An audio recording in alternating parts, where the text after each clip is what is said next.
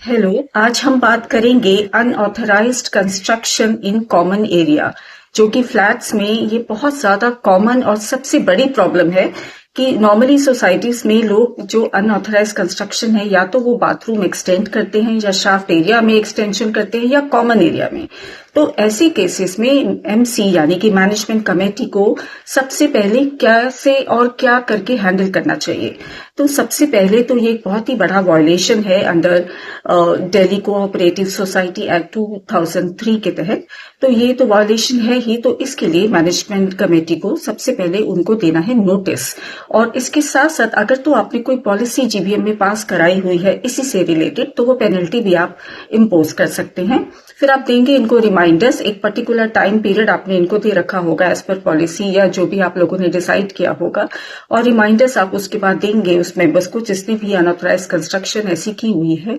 उसके बाद एमसी के पास इसकी बिल्कुल अच्छी खासी पावर होती है। कुछ लोग सोचते हैं कि एमसी इस मामले में कुछ नहीं कर सकती, लेकिन मैनेजमेंट कमेटी के पास पूरी पावर्स होती हैं इसको रिमूव करने की। लेकिन अगर साथ ही अगर आपको अपनी सेफ्टी का भी ध्यान रखना है, तो आपको अपने नियरेस्ट पुलिस स्टेशन में एसएचओ को इसका एक लेटर देना होगा कि आपको पुलिस प्रोटेक्शन चाहिए और इस पर्टिकुलर डेट एंड टाइम पे आप इस फ्लैट का जो अनऑथराइज कंस्ट्रक्शन है आप उसे रिमूव करने जा रहे हैं।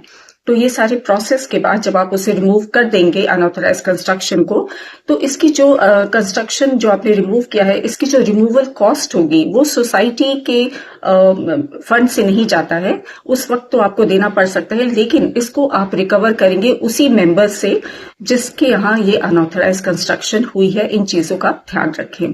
और इसके साथ साथ इसके बाद आपको आरसीएस में भी इसकी कंप्लेंट की जो कॉपी है वो भी जरूर देनी चाहिए। तो ये चीजें हैं जिससे कि आप फॉलो करके इसको अच्छे से हैंडल कर सकते हैं, और ये बिल्कुल लीगल है और सबके लिए सेफ हैं।